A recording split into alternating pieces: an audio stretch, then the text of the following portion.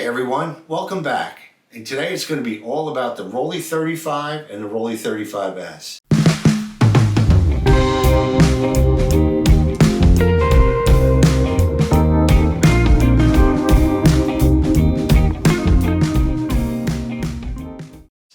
Now you may ask, why do I want to talk about a camera that's been discussed so extensively here on YouTube?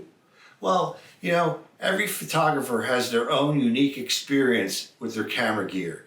You know, those of you who follow me on Instagram know that besides my pinhole camera and my plastic cameras, I shoot a lot of photos with my Pentax K1000. And it's the experience that I encounter when I use this camera is what I really enjoy taking photos with it. And the same can be said for these guys. You know, they're all manual, all mechanical. The only thing that's electronic in it is the light meter. But it's the optics on these cameras. Now this is the Rollei 35S. This one was made in Singapore. This has a 40mm 2.8 lens, and the counterpart here is the Rollei 35, which was made in Germany, which has a 40mm 3.5 Tessar lens. So factoring in the Carl Zeiss lenses on each of these, along with their unique design and their solid build quality, these compact cameras are capable of producing some really high quality photographs. One thing about this compact camera, there is no device inside the viewfinder to help aid in obtaining a sharp focus, say such as like a rangefinder camera would have. You actually have to guess your distance from the camera to the subject and then set it on the front of the lens to obtain sharp focus. Now, guessing the distance is not my preferred method of obtaining sharp focus with this camera. I prefer using a method called zone focusing, where I use my basic knowledge and understanding of the relationship between an aperture opening and depth of field to focus with this camera. So therefore, if I use an aperture of like f8, f11, f16, it's going to give me a wider depth of field or a greater depth of field, effectively giving me a wider working range of area in focus.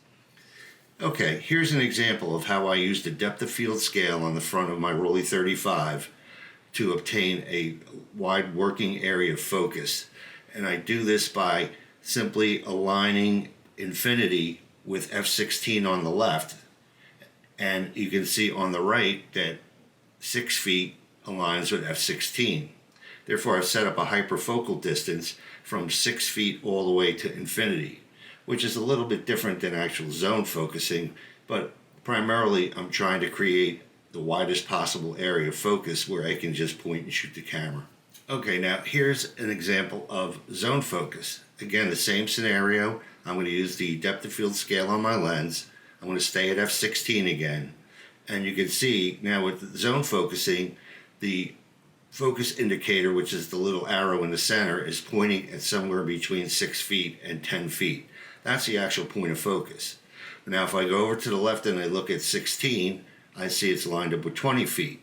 And if I go over to the right, I can see that it's somewhere between 6 and 4 feet, which would probably be around 5 feet, creating another working zone of focus between 5 feet to 20 feet. A little bit different than setting up a hyperfocal distance where I want to get the closest I possibly can get all the way out to infinity. And that's what I've done in the photos that I want to show you. I use zone focusing, and I use films such as Ilford HP5, Fomapan 400, Fomapan 200, Rollei RPX, and I stay with the higher speed films because they give me a better opportunity of being able to select apertures such as f8, f11, and f16. At the bottom of the photos, I'm going to put a description of which camera model that I use for each photo and what film and what developer I used to develop that film with. So I hope you enjoy the photos. I hope you enjoyed this video. And if so, please hit the subscribe button, hit the like button, and once again, thanks for viewing, and I'll catch you on the next one.